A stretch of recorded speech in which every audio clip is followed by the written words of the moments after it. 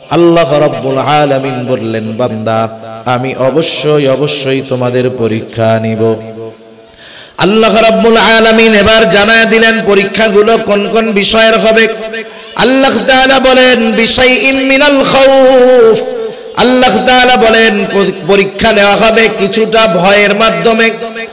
আল্লাহ রাব্বুল আলামিন এরপরে জানায় দিলেন ওয়াল জু', ক্ষুধা অভাব দারিদ্রতার মাধ্যমে পরীক্ষা নেওয়া হবে। ওয়া নাকসিম মিনাল আমওয়াল, মালের লস মালের ক্ষতির মাধ্যমে পরীক্ষা নেওয়া হবে। ওয়াল আনফুস, জানের জীবনের ক্ষতির মাধ্যমে পরীক্ষা নেওয়া হবে। ওয়াস সামারাত, ফল ফসলের ক্ষতির মাধ্যমে পরীক্ষা নেওয়া হবে। আল্লাহ তাআলা এই জায়গায় 5টা বিষয়ের পরীক্ষার কথা বলেছেন। বুজুর্গানে দিন বলেন হয়তো কোনো মুমিনকে তার হায়াতের জিন্দেগিতে এই 5 বিষয়ের পরীক্ষার সম্মুখীন হওয়া লাগবে, হয়তোবা কাউকে একটা কম লাগবে, কিন্তু অবশ্যই অবশ্যই এই দুনিয়ায় প্রত্যেকটা মুমিনকে এই বিষয়গুলোর পরীক্ষা যিনি নিবেন তিনি কে? আল্লাহ রাব্বুল আলামিন মুমিনের ঈমানের পরীক্ষা নিবেন, এই যে ঘোষণাটা আল্লাহ তাআলা জানায় দিলেন, এটা আল্লাহ রাব্বুল আলামিনের পক্ষ থেকে বান্দার প্রতি ইহসান, বান্দার প্রতি বড় দয়া। বলেন তো আল্লাহ তাআলা যদি চান ঘোষণা না দিয়ে পরীক্ষা নিতে পারেন কি পারেন না? কিন্তু এরপরেও কেন ঘোষণা দেওয়া হলো? আল্লাহ তাআলা বান্দার পরীক্ষা নিবেন ঠিক, সাথে সাথে এটাও চান না যে বান্দা আল্লাহ তাআলার নেওয়া ওই পরীক্ষায় ফেল যাক। আল্লাহ তাআলা চান না যে বান্দা তার নেওয়া পরীক্ষায় ফেল যাক।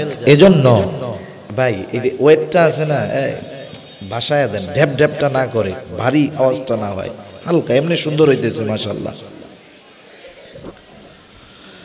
দুনিয়াতে যখন কোন শিক্ষক পরীক্ষা নেয়, পরীক্ষা ঠিক আছে, কোন শিক্ষক চায় না যে তার ছাত্র ফেল যাক। আমাদের মাদ্রাসা বলেন, স্কুল বলেন, ভার্সিটি বলেন, প্রত্যেক জায়গায় পরীক্ষা নেওয়ার 1 মাস আগে কমপক্ষে নোটিশ টানায়া দেওয়া হয়। নোটিশ টানায়া দেওয়ার কারণটা কি? এই ঘোষণা দেওয়ার কারণ হলো যাতে করে ছাত্ররা আসন্ন পরীক্ষার জন্য প্রস্তুতি নেয় আর পরীক্ষায় যেন তারা ফেল না যায়। কোন শিক্ষক চায় না যে তার ছাত্র ফেল যাক, বরং কোন ওস্তাদ, কোন শিক্ষক যদি তার বিষয়ে ছাত্র ভালো ফলাফল করে, সে ওস্তাদদের মিটিং এর মধ্যে নিজে খুব আনন্দ বোধ করে, বলতে থাকে দেখেন কত সুন্দরভাবে পড়িয়েছি, লিখিয়েছি, এরা সবগুলা গোল্ডেন A+ পেয়েছে। তার মানে ওস্তাদ যদিও ছাত্রর পরীক্ষা নেন, কিন্তু মুহাব্বতের কারণে, ভালোবাসার কারণে ওস্তাদ চান না যে তার ছাত্র ফেল যাক। বলেন তো ওস্তাদ তার ছাত্রকে যত ভালোবাসে তার চাইতে বেশি ভালো আল্লাহ তাআলা বাসেন, এ ব্যাপারে কোনো সন্দেহ আছে নাকি? কোনো সংশয় সন্দেহের সুযোগ নাই। বান্দার প্রতি আল্লাহ তাআলার ভালোবাসা অনেক ভালোবাসা। এজন্য আল্লাহ তাআলা আগের থেকে ঘোষণা দিয়ে দিলেন যাতে বান্দা আমার নেওয়া পরীক্ষায় সে যথাযথভাবে পাশ করে, এজন্য যেন সে প্রস্তুতি নেয়। এবার যখন পরীক্ষার সময়টা একেবারে সন্নিকটে চলে আসে, ছাত্ররা যেই বিষয়ে যেই ওস্তাদ দক্ষ মাহের তার কাছে গিয়ে বলে, ওস্তাদ, শিক্ষক, স্যার, আপনি তো এই বিষয়ে পড়ান অনেক দিন, বইয়ের মধ্যে প্রশ্ন তো শত শত, সব প্রশ্নগুলোর উপরে তো আমাদের আয়ত্তে আনা সম্ভব নয়, আপনি একটু নির্দিষ্ট কিছু প্রশ্ন আমাদের দাগায়া দেন, যেই প্রশ্নগুলো আমরা যদি হল করি, আয়ত্তে আনি, তাহলে পরীক্ষার হলে আমরা ভালো ফলাফল করতে পারবো। এইবার ওস্তাদ কিছু প্রশ্ন দাগায়া দিয়া বলেন, তুমি যদি এই প্রশ্নগুলো যথাযথভাবে আয়ত্তে আনতে পারো, আশা করা যায় পরীক্ষার হলে এগুলোই আসবে। সাধারণ ভাষায় এটাকে বলা হয় সাজেশন। এইবার আল্লাহ রাব্বুল আলামিন শুধু পরীক্ষা নেওয়ার ঘোষণা দিয়েছেন এমনটা নয়, বরং কোন কোন বিষয়ের পরীক্ষা আল্লাহ তাআলা নিবেন সেই বিষয়গুলোও আল্লাহ তাআলা আমাদের জানায়া দিয়েছে। আল্লাহ রাব্বুল আলামিন সূরা বাকারার যে আয়াতগুলো আমি আপনাদের খিদমতে তিলাওয়াত করেছি, উক্ত আয়াতের শুরুতেই আল্লাহ তাআলা বলেন, ওয়ালা নাবলুওয়ান্নাকুম বিশাইইম মিনাল খাউফি ওয়াল জু' ওয়া নাকসিম মিনাল আমওয়ালি ওয়াল আনফুসি ওয়াস সামারাত ওয়া বাশশিরিস সাবিরিন। আল্লাহ রাব্বুল আলামিন বলেন, ওয়ালা নাবলুওয়ান্নাকুম, দুটো তাকিদ যোগ করে আল্লাহ তাআলা বলেন, আমি অবশ্যই অবশ্যই তোমাদের পরীক্ষা নিব। আল্লাহ রাব্বুল আলামিন শুধু পরীক্ষা নেওয়ার ঘোষণা দিলেন তা নয়, বরং সাথে সাথে আল্লাহ তাআলা জানায় দিলেন কোন কোন বিষয়ের পরীক্ষা আল্লাহ তাআলা আমাদের নিবেন। আল্লাহ তাআলা এখানে 5টা বিষয়ের পরীক্ষার কথা বলছেন। কয়টা বিষয়? 5 বিষয়ের পরীক্ষার কথা আল্লাহ তাআলা বলছেন। কত গুরুত্ব দিয়ে 2টা তাকিদ আল্লাহ তাআলা যোগ করেছেন। আল্লাহ তাআলা তার কথার, তার আদেশের গ্রহণযোগ্যতা বাড়ানোর জন্য তার তাকিদ দেওয়া লাগে না, তার কসম করা লাগে না, বরং আল্লাহ রাব্বুল আলামিন কসম সহকারে যেই কথা বলেন আর কসম ছাড়া যেই কথা বলেন সব কথার শান মান সমান। তাকিদ দিয়ে যেই কথা বলেন, তাকিদ ছাড়া যেই কথা বলেন সব কিছুর মান সমান। কিন্তু এরপরেও কেন আল্লাহ তাআলা কসম করেন, তাকিদ যোগ করেন? কারণ আমরা মানুষ, আমাদের কিছু সাধারণ খাসলাত আছে। যেমন মনে করেন একজন যদি বলে আমি চট্টগ্রাম যাব, একজন বলল যে আমি চট্টগ্রাম যাব, স্বাভাবিক কথা, আপনি এই তার কথাটা শুনলেন। কিন্তু সে যদি আরেকটু পরে বলে আমি অবশ্যই চট্টগ্রাম যাব, বলেন তো আগের কথার চাইতে অবশ্যই যোগ করে যেই কথা বলবে সে কথার গুরুত্ব বেশি দিব না কম দিব? এই অবশ্যইটা হলো তাকিদ। আবার যদি কেউ বলে আমি অবশ্যই অবশ্যই চট্টগ্রাম যাব, বলেন তো আগের 2 কথার চাইতে 2 বার অবশ্যই যোগ করার কারণে কথার গুরুত্ব বেশি দিব না কম দিব? তার মানে আমরা মানুষ, আমাদের খাসলাত হলো কেউ যদি কোনো কথা তাকিদ যোগ করে বলে গুরুত্ব বেশি দেই, কেউ যদি কোনো কথা কসম করে বলে গুরুত্ব বেশি দেই। এই জন্য আমাদের খাসলাত, আমরা জানি এই বিষয়টাকে অতি গুরুত্বের সাথে গ্রহণ করি। এই জন্য আল্লাহ রাব্বুল আলামিন বললেন, বান্দা আমি অবশ্যই অবশ্যই তোমাদের পরীক্ষা নিব। আল্লাহ রাব্বুল আলামিন এবার জানায় দিলেন পরীক্ষাগুলো কোন কোন বিষয়ের হবে। আল্লাহ তাআলা বলেন বিশাইইম মিনাল খাউফ, আল্লাহ তাআলা বলেন পরীক্ষা নেওয়া হবে কিছুটা ভয়ের মাধ্যমে। আল্লাহ রাব্বুল আলামিন এরপরে জানায় দিলেন ওয়াল জু', ক্ষুধা, অভাব, দারিদ্রতার মাধ্যমে পরীক্ষা নেওয়া হবে। ওয়া নাকসিম মিনাল আমওয়াল, মালের লস, মালের ক্ষতির মাধ্যমে পরীক্ষা নেওয়া হবে। ওয়াল আনফুস, জানের জীবনের ক্ষতির মাধ্যমে পরীক্ষা নেওয়া হবে। ওয়াস সামারাত, ফল ফসলের ক্ষতির মাধ্যমে পরীক্ষা নেওয়া হবে। আল্লাহ তাআলা এই জায়গায় 5টা বিষয়ের পরীক্ষার কথা বলেছেন।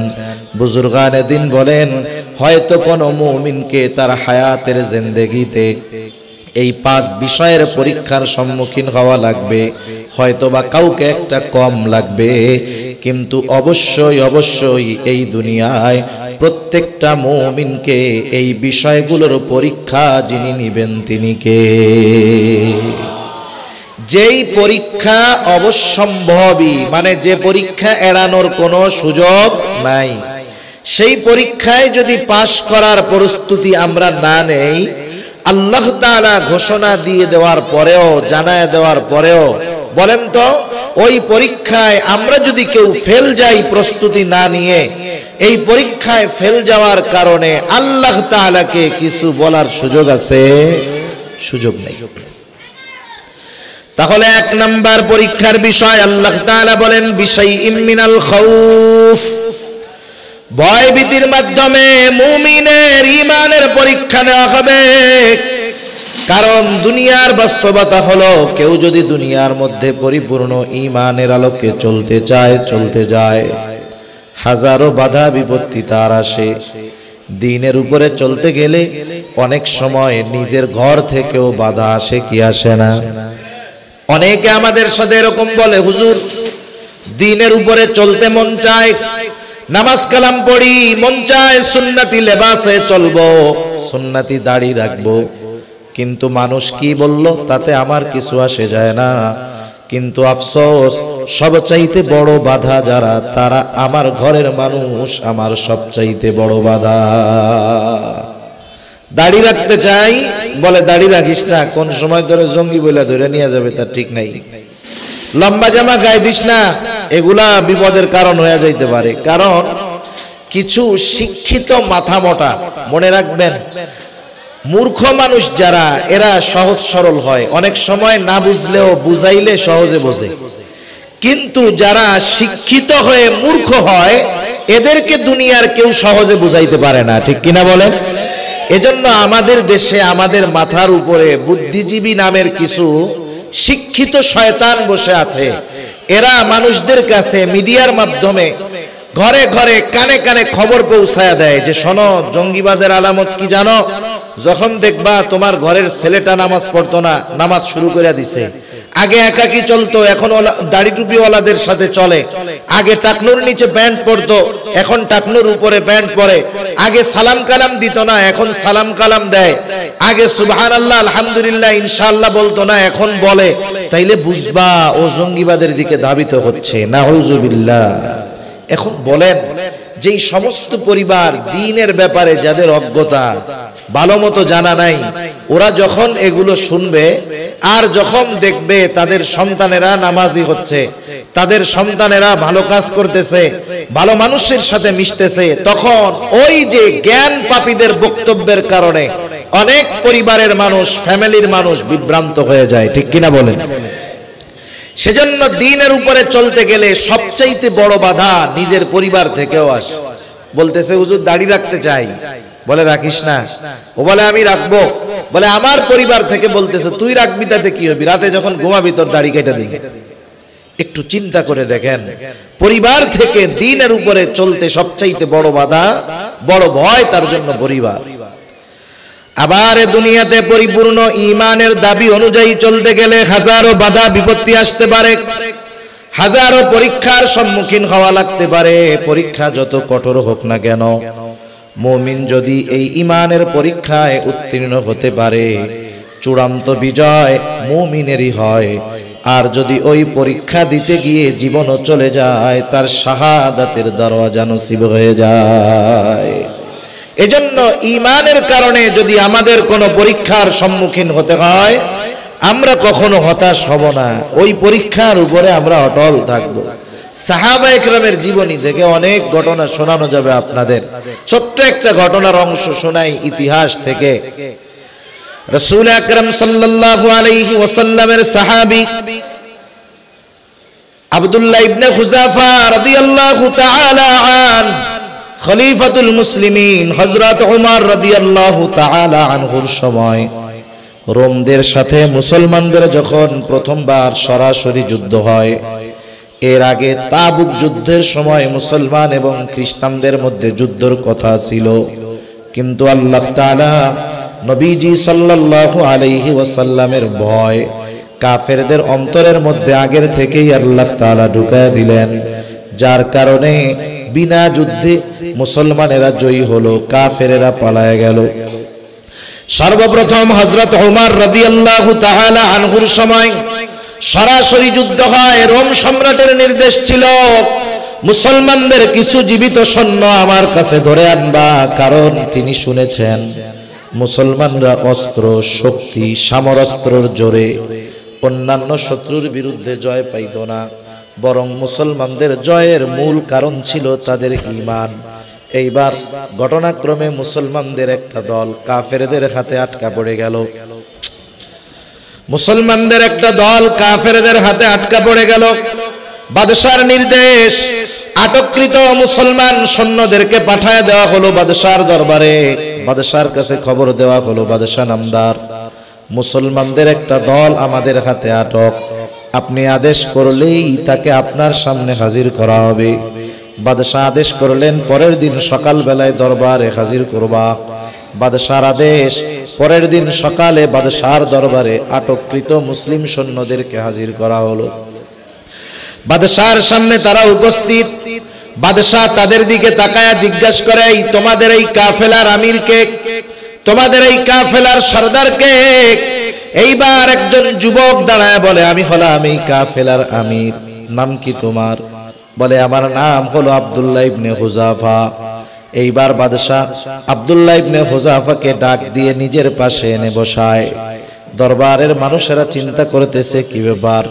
বাদশাহ তো তার শত্রুর ব্যাপারে নির্দেশনা দিবে, যাও, এদের কত বড় সাহস, আমার বিরুদ্ধে যুদ্ধ করতে আসছে, এদেরকে শুলিতে চড়ায় হত্যা করো অথবা এদেরকে শিরচ্ছেদ করে দাও। কিন্তু বাদশাহ এই ধরনের আদেশ তো কিছুই করলেন না, বরং বাদশাহ হাসি মুখে শত্রুকে পাশে নিয়ে বসায়। এটা একটু তাদের কাছে অস্বাভাবিক মনে হইতেছে। কারণটা কি? এবার বাদশাহ আব্দুল্লাহ ইবনে হুযাফাকে বলে, আব্দুল্লাহ, তুমি আমার বিরুদ্ধে যুদ্ধ করতে আসছো আব্দুল্লাহ, কিন্তু তোমাকে দেখবার পর তোমার প্রতি আমার একটা আন্তরিকতা, ভালোবাসা, মহব্বত জাগ্রত হয়ে গেছে। আমার মন চায় আমি তোমার সাথে একটা ভালো সম্পর্ক গড়ব আব্দুল্লাহ, তবে আমার এই চাওয়ার মাঝে একটা জিনিস বাধা হয়ে দাঁড়ায় গেছে। আব্দুল্লাহ, তুমি হলে মুসলিম, আমি হলাম খ্রিস্টান। আব্দুল্লাহ, আমার প্রস্তাব হলো, তুমি মুসলমানিত্ব ত্যাগ করে যদি খ্রিস্ট ধর্ম গ্রহণ করো, আমি তোমাকে মুক্ত করে দিব। সাথে সাথে তোমার চিন্তার কোনো কারণ নাই, আমার ঘরে সুন্দরী ষোড়শী যুবতী একটা কন্যা আছে, একে আমি তোমার সাথে বিবাহ দিয়ে দিব। বিবাহের দিন আমার বিশাল রোম সাম্রাজ্যের অর্ধেক আমি তোমার নামে লিখে দিব। আমার মৃত্যুর পর বাকি অর্ধেকের মালিক তুমি হইবা। তুমি হবা বিশাল রোম সাম্রাজ্যের একচ্ছত্র অধিপতি। এত সুবিশাল প্রস্তাব, কিন্তু বিনিময়ে দিতে হবে ঈমান। সাহাবায়ে কেরামের কাছে সবচাইতে পছন্দনীয় প্রিয় বস্তু ছিল ঈমান, আর সবচাইতে অপছন্দনীয় বিষয় ছিল কুফর। কারণ তারা দুনিয়া ত্যাগ করে ঈমান গ্রহণ করেছে, কুফরকে ছেড়েছে। এখন তাদের কাছে আবার প্রস্তাব আসতেছে যে কুফর গ্রহণ করো, দুনিয়া গ্রহণ করো, ঈমান ত্যাগ করো। স্বাভাবিক বিষয়, কেউ যদি আমার আপনার কাছে আমার আপনার সবচাইতে প্রিয় বিষয়টা চায়, তার বিনিময়ে আমাকে আপনাকে সবচাইতে অপছন্দের জিনিসটা নিতে বলে, বলেন তো এই প্রস্তাব যদি আমাদের কারো কাছে দেয়, আমরা খুশি হব না বেজার হব? রাগ হবে না? রাগ হয়ে যাবে। আব্দুল্লাহ ইবনে হুযাফা রাগে ক্ষোভে শরীরের রক্তগুলো টকবক করতেছে, লোমকূপ দিয়ে ঘাম বের হওয়া শুরু হয়ে গেছে। আব্দুল্লাহ ইবনে হুযাফা বসা থেকে দাঁড়ায় গেছে, বাদশার দিকে ফিরে বলতেছে, বাদশাহ, কত বড় সাহস, তুমি দুনিয়ার বিনিময়ে আমার ঈমান কিনতে চাও? তুমি শুনে রাখো, আমাকে যদি এই তোমার রোম সাম্রাজ্য নয়, গোটা দুনিয়ার মালিকও বানায় দেওয়া হয়, আমি আমার ঈমান তোমার কাছে বিক্রয় করব না। এক ধমকে সব মানুষ নিশ্চুপ হয়ে গেছে। মানুষ যেটা দেখে নাই কখনো, এরকম কোন জিনিস যদি মনে করি যে আল্লাহ তাআলা দেন না, আসলে ওইটা দেন না এর কারণ ভালোবাসা, কারণ ওটা পাওয়ার পরে আমার বিপদের কারণ হতে পারে, এজন্য আল্লাহ তাআলা দেন না। কারণ কোনটার মধ্যে আমার আপনার জন্য কল্যাণ, কোনটার মধ্যে অকল্যাণ, এগুলো আমি আপনি জানি না, জানে কে? বান্দা যখন দোয়া করে আল্লাহ তাআলার কাছে, কোনো কিছু যখন চায়, তার চাওয়ার মধ্যে যদি কোনো ত্রুটি বিচ্যুতি না থাকে, সে যদি তাড়াহুড়ো না করে, হারাম খাবার না খায়, অন্যের হক নষ্ট না করে, এক কথায় দোয়া কবুলের সব শর্তগুলো যদি ঠিক থাকে, তাহলে তার দোয়া আল্লাহ ফিরায়া দেন না, দোয়া কবুল করেন। কিন্তু দোয়ার মাধ্যমে যা চায় হয়তো নগদে দেন, না হয় বিলম্বে দেন, না হয় পরকালে দিবেন। কোন দোয়া আল্লাহ তাআলা বিফলে দেন না। যেমন অনেক সময় জীবনের অনেক সময় আমরা দোয়া করি এটা সাথে সাথে কবুল হয়, কিন্তু আমরা বুঝি না। মনে করেন গভীর রাত, আপনার বাচ্চা অসুস্থ, মা অসুস্থ, আপনি রাত ৩টা-৪টার সময় স্বাভাবিক এলাকায় কোনো গাড়ি টাড়ি পাবেন না, এটা স্বাভাবিক বিষয়। বাচ্চাকে, মাকে, বাবাকে হসপিটালে নিতে হবে। আপনি যখন উপর থেকে নিচে নামবেন কি চিন্তা করবেন বলেন তো? এরে একটা গাড়ির দরকার। এই যে বলতেছেন, হয়তো হাত উঁচা করতেছেন, হাত উঁচা করা মানেই যে দোয়া তা তো না। এটা দোয়ার একটা চূড়ান্ত বিনয় হলো হাত উঁচা করা। কিন্তু আপনি আমি যখন নামতেছি আর কি চিন্তা করতেছি, এখন আমার একটা গাড়ি দরকার, একটা ইজি বাইক দরকার, একটা মাইক্রো দরকার, একটা অ্যাম্বুলেন্স দরকার। আপনি উপর থেকে নামতেছেন এই চিন্তা করে করে, মনে মনে কিন্তু বলতেছেন আল্লাহ ব্যবস্থা করে দাও। নিচে নামার সাথে সাথে অনেক সময় দেখি যে এই সময় এই জায়গায় এই স্থানে গাড়ি থাকার প্রশ্নই ছিল না, কিন্তু ওইটা কেমন জানি আমার জন্য অপেক্ষা করতেছে। হয় কি হয় না? আরে কত মানুষের দোয়া কবুল হয়। মনে করেন এই গলির মধ্যে দিয়ে যাচ্ছে একজন, এক দোকানদারের কাছ থেকে বাকি নিতে নিতে অবস্থা খারাপ, বাকির টাকা পয়সা আর দেয় না।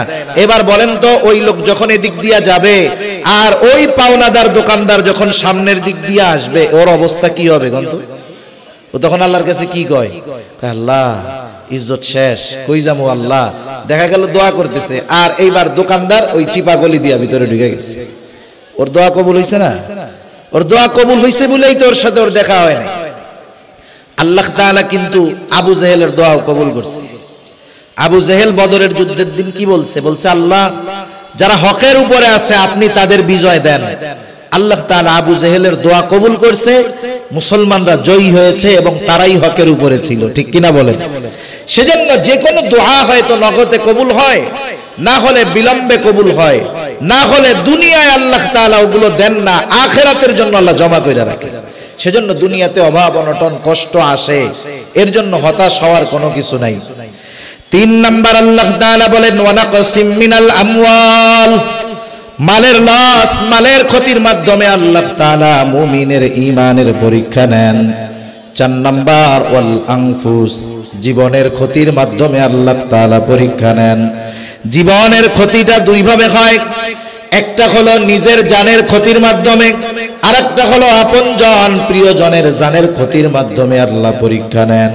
মনে করেন আমি আপনি যদি জ্বরাক্রান্ত হই, যতটুকু কষ্ট পাই, বলেন তো আপনাদের যাদের সন্তান আছে, ছোট বাচ্চা, ও যদি জ্বরে আক্রান্ত হয়, আমি কিন্তু জ্বরে আক্রান্ত নয়, সন্তান যদি জ্বরে আক্রান্ত হয়, ওই সন্তানের চাইতে কেমন জানি বেশি কষ্ট ওই মা বাবার লাগে।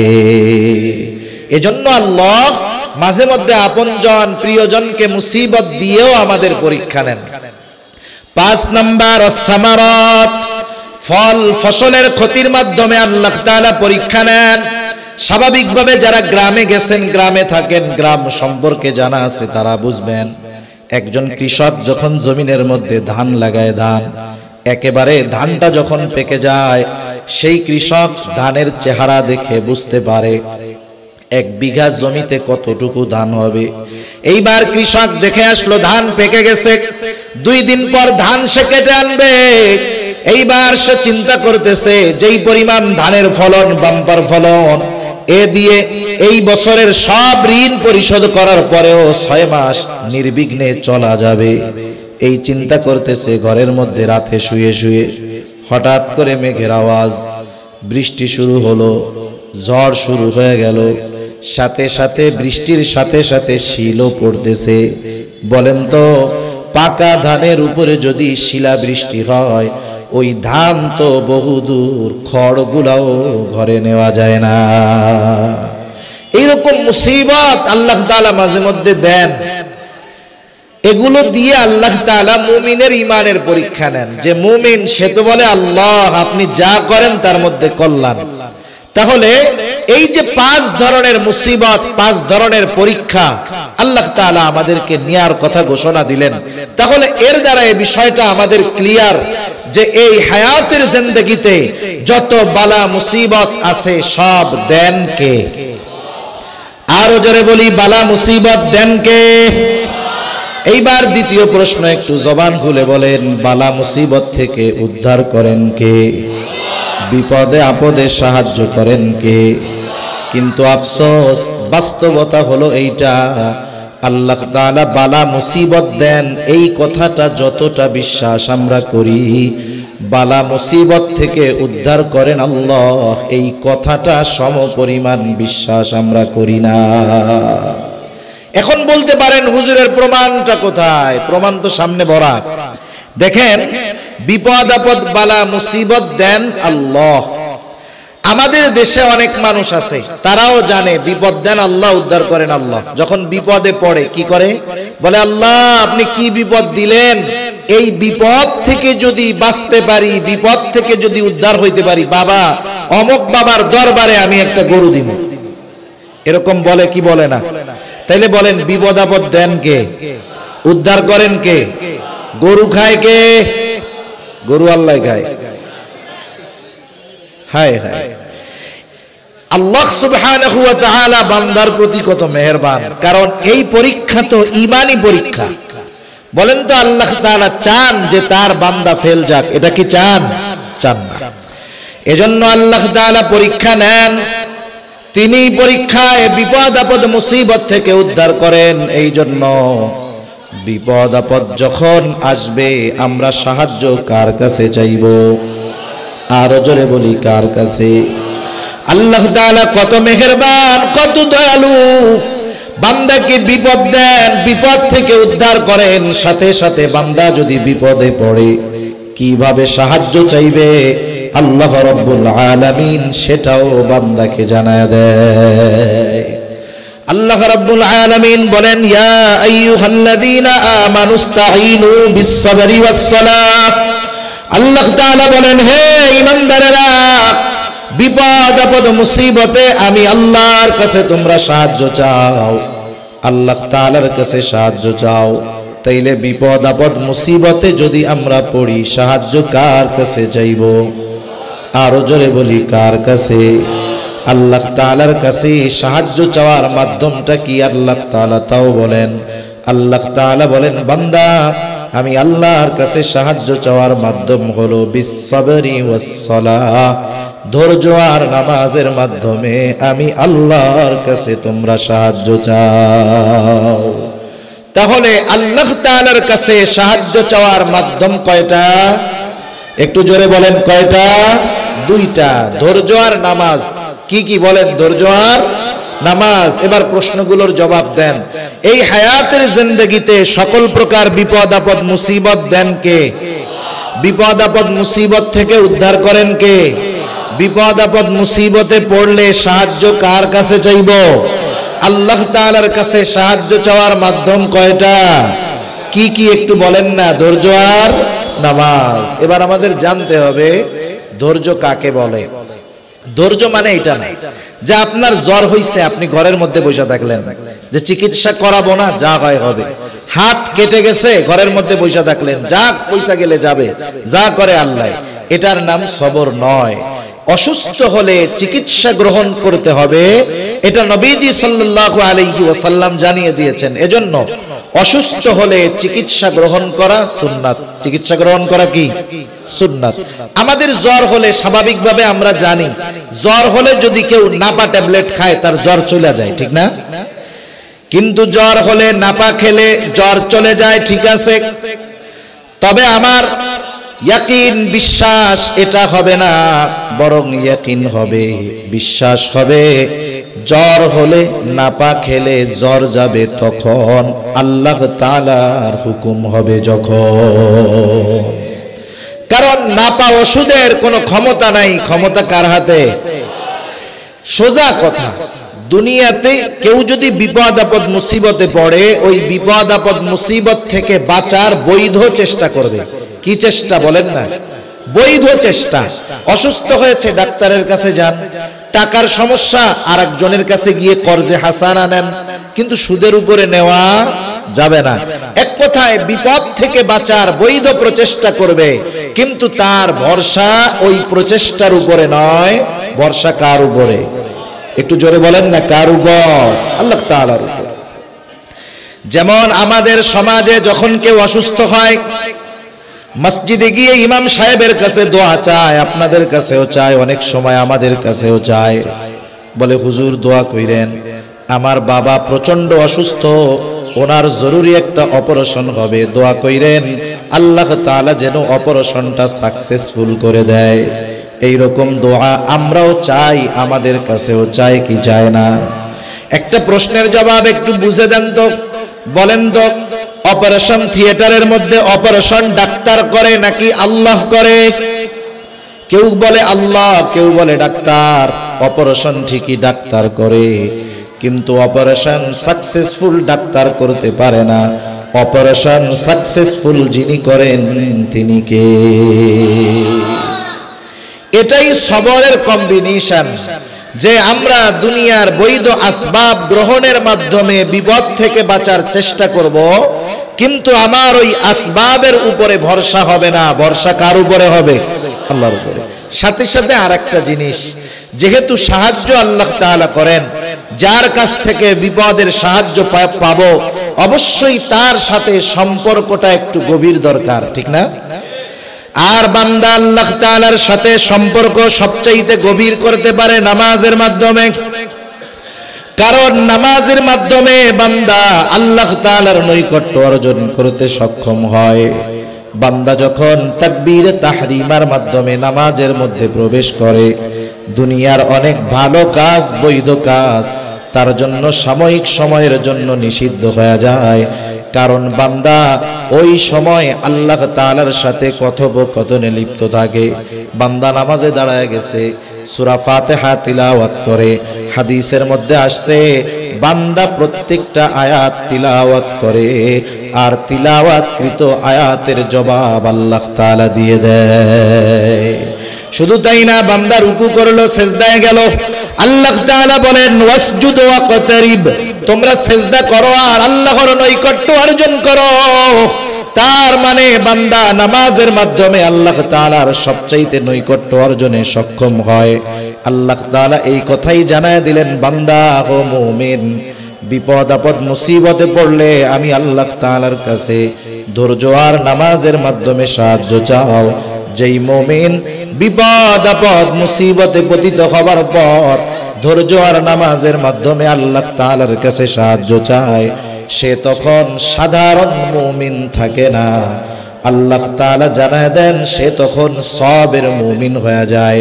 এই জন্য আয়াতের শেষাংশেই আল্লাহ তাআলা বলেন ইন্নাল্লাহা মা'আস সাবিরিন, নিশ্চয় আল্লাহ ধৈর্যশীলদের সাথে আছেন।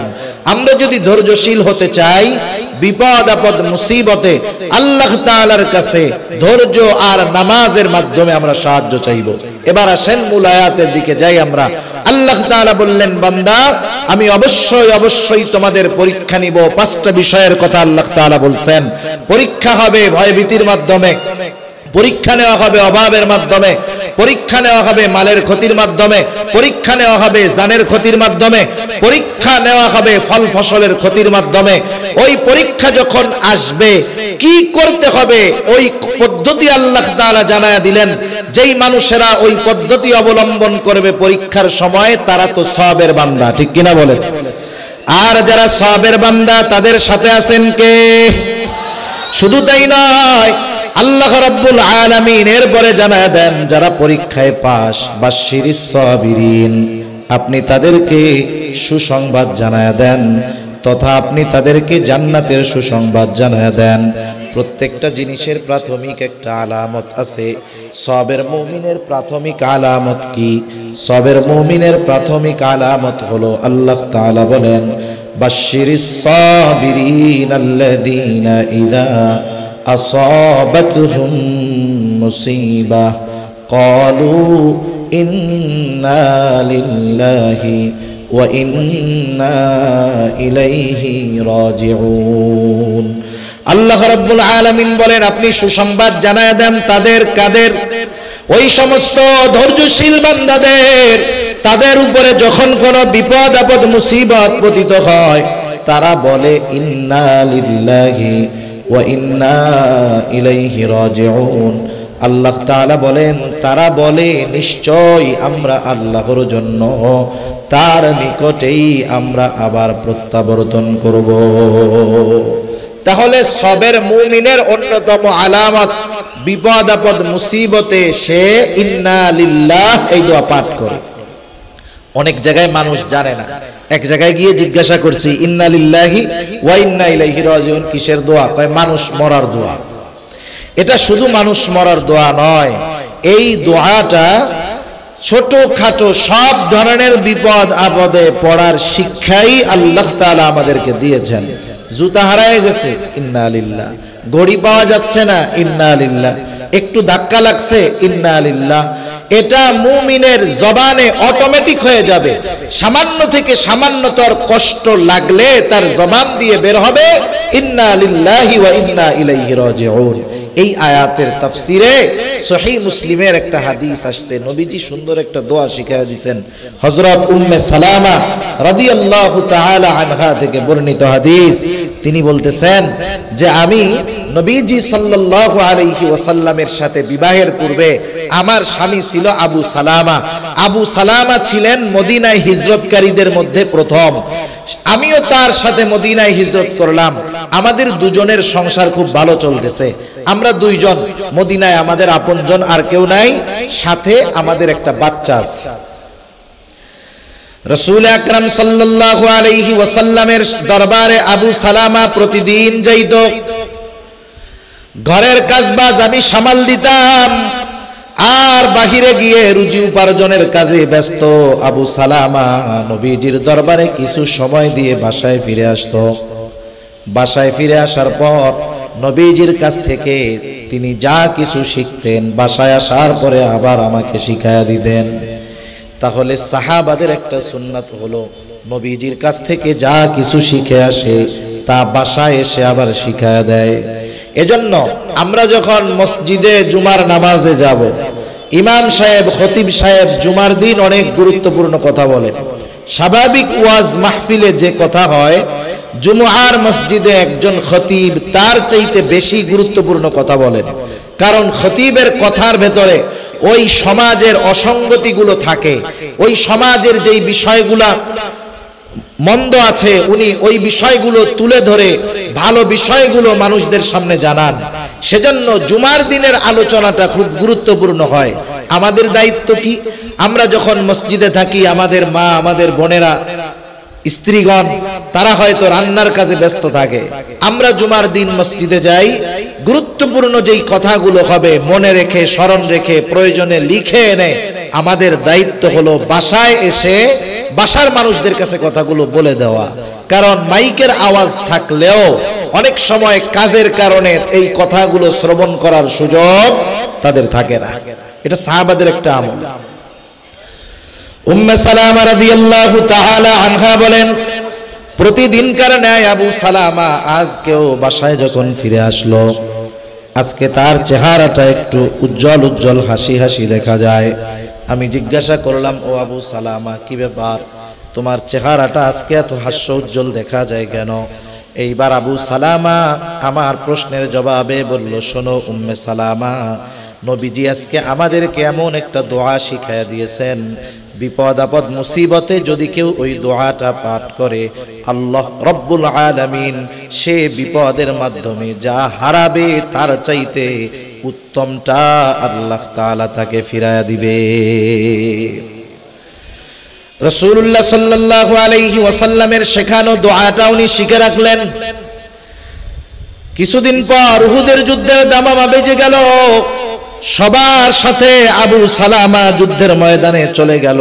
দুইটা মত পাওয়া যায়, একটা হলো উহুদের ময়দানে উনি শাহাদাত বরণ করলেন, আর একটা হলো প্রথমে প্রচন্ড রকমের আহত হলেন, এরপরে দুনিয়া থেকে চলে গেলেন।